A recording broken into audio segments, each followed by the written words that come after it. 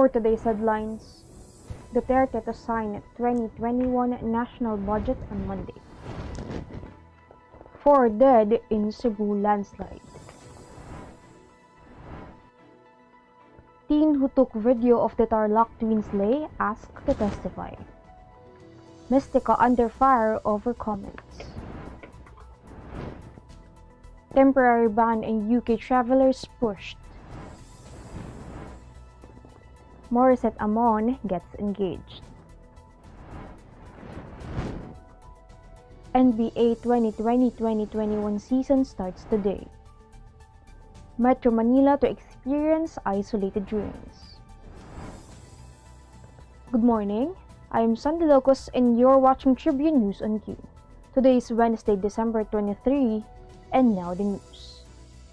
President Rodrigo Duterte will sign into law the proposed 4.5 trillion 2021 national budget on December 28 in his hometown in Davao City, where he will also spend his Christmas.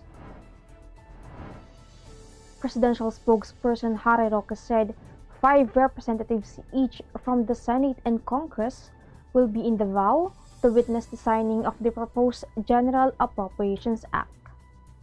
This means that the government will work on a new budget by January 1. Should the President sign the BICAM-approved version of the 2021 budget, the education sector will receive the lion's share of the spending plan with 708.181 billion pesos. The Department of Public Works and Highways will receive 694.822 billion pesos.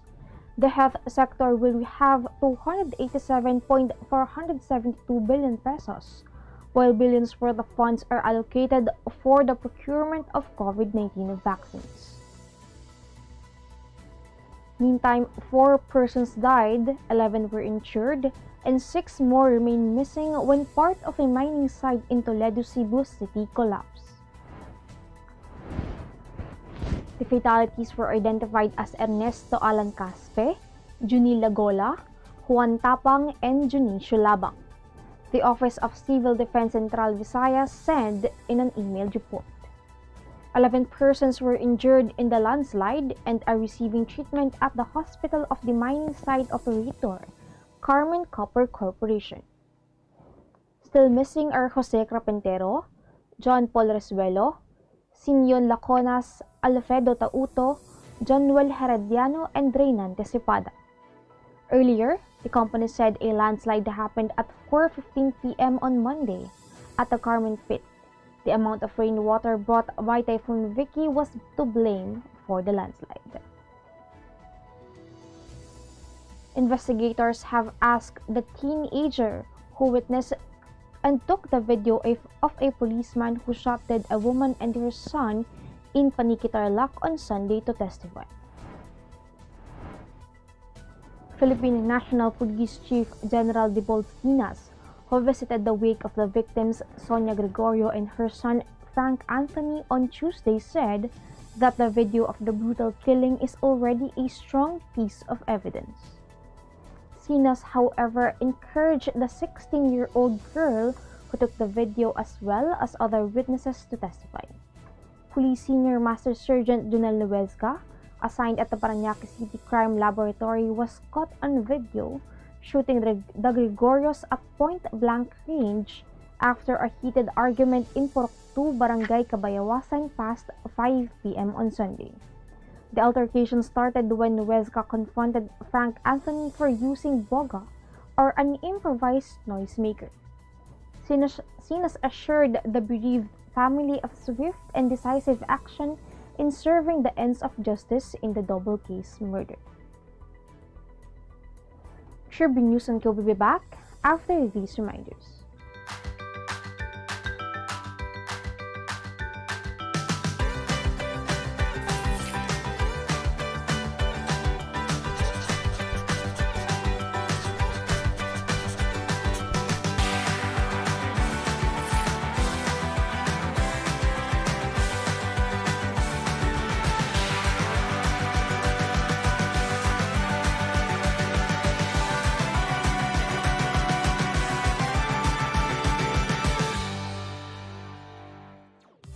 the free and secure way to connect with friends and family, anywhere. Send messages and make phone and video calls for free. Download Viber now.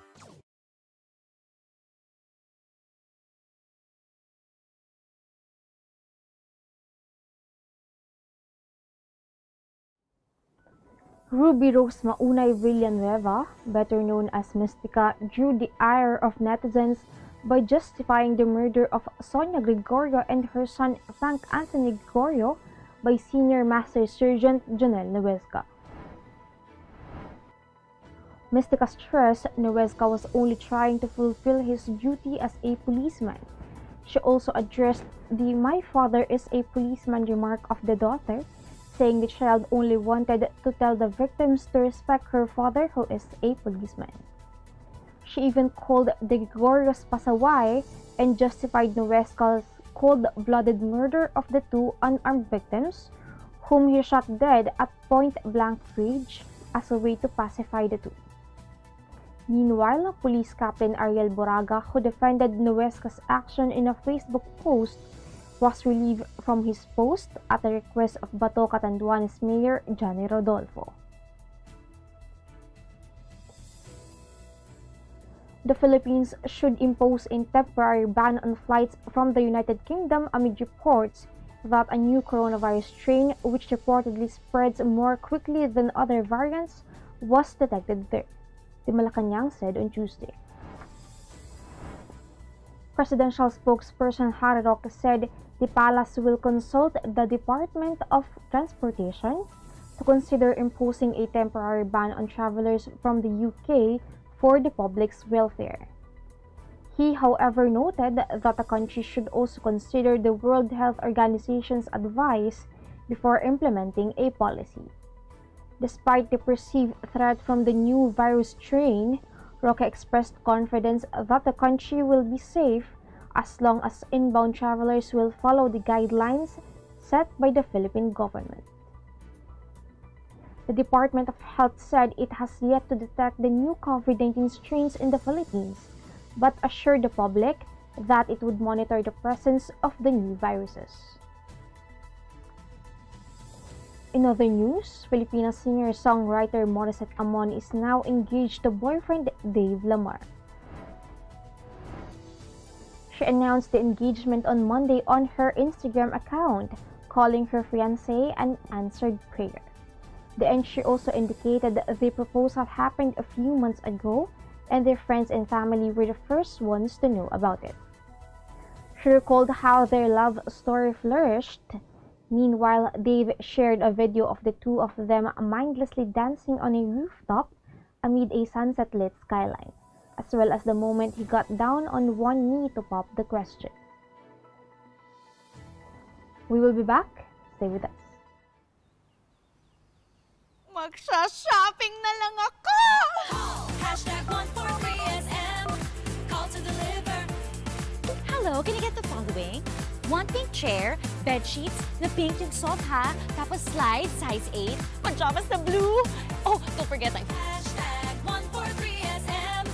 Call to deliver. Wait lang, okay ba yan? Anything at the SM store, ma'am. Call to deliver. Call. Kuya, pwede rin ba ako magpa-deliver sa ate ko sa Taguig, tapos sa friend ko sa Davao, tsaka sa fiancé ko sa Lipa? Okay ba yan? Kahit saan po, pwede kami mag-deliver. Call to deliver.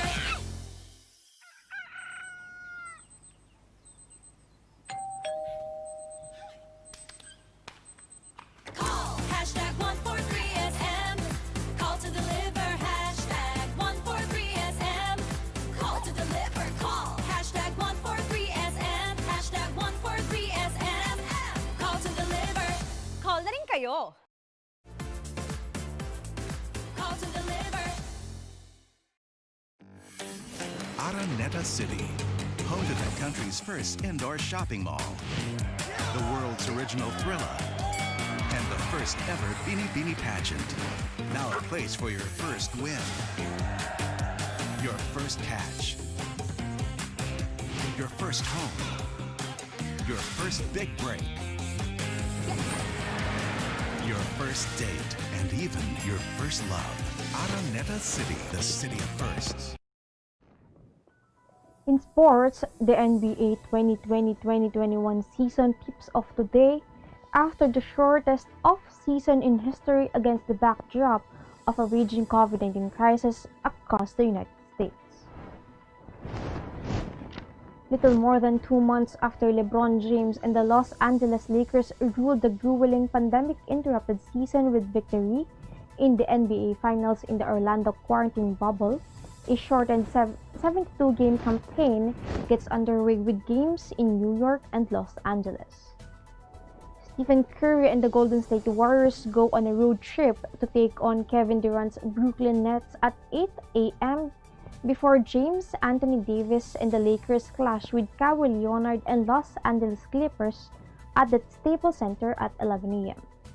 The new season marks the first time league action has taken place at home arenas since the 2019-2020 season was dramatically suspended in March as the coronavirus pandemic erupted across the United States. The upcoming season will take place in 30 locations across the U.S. at a time when the country continues to set new records for coronavirus cases and fatalities. Metro Manila and the rest of the country will experience partly cloudy to cloudy skies with isolated rain showers or thunderstorms. Cloudy skies with scattered rain showers and thunderstorms caused by the tail end of a frontal system will prevail over Batanes and Babuyan Islands. Cagayan, Isabela, Aurora, and northern Quezon including Polillo Islands will have cloudy skies with scattered rain showers and thunderstorms brought by the easterlies. No tropical cyclone within the Philippine area of responsibility. And that wraps up the stories this morning. Catch the latest news on our website tribune.net.ph and follow us on Facebook, Twitter, and Instagram. Subscribe to our YouTube channel, Tribune Now. The Daily Tribune is one with the nation in facing the COVID-19 crisis, and in line with this, the Daily Tribune Digital Edition and Press Reader is now available for free online. You can also download the Daily Tribune app on Apple Store or Google Play to get the latest and most comprehensive news online. Daily Tribune is also inviting everyone to join its community Viber Cebu to get updates on the freshest and hottest news and entertainment stories of the day. Tarcito emoticons are also available on our community Viber. Just visit the sticker store and search for Cebu Community. And before we go, we would like to thank the SM Store for our wardrobe. We would also like to thank the Araneta Center. Again, this is Sandy Locos and you're watching Tribune News on Q. Stay safe, stay healthy, and stay at home. Good morning and have a nice day.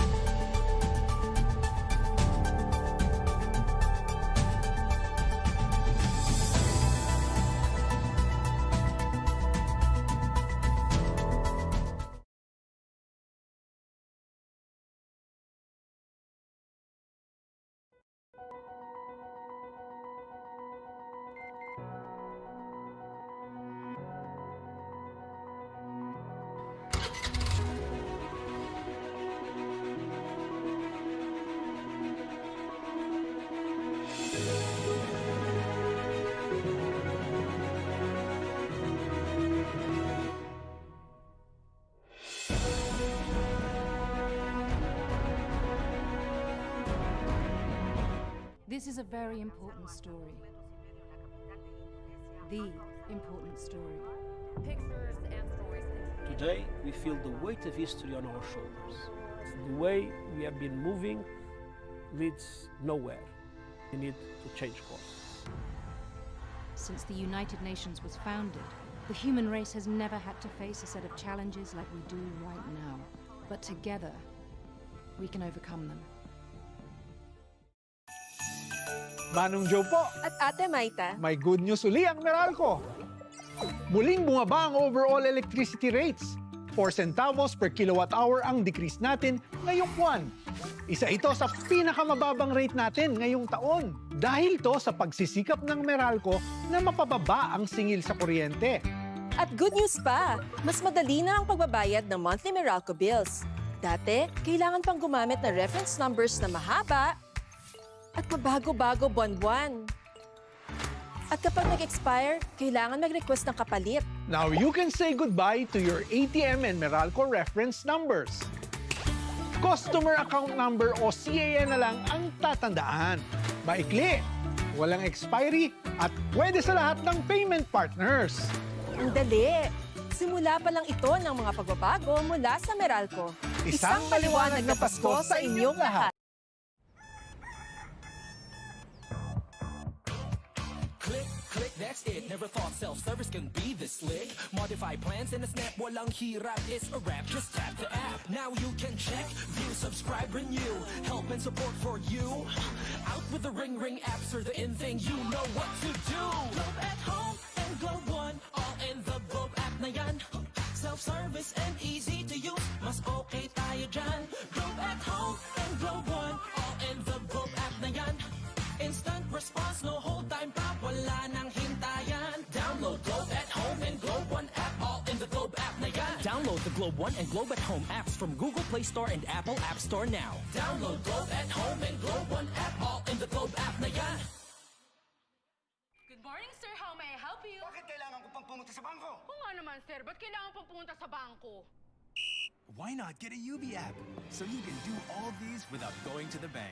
Bank the way you live. Union Bank.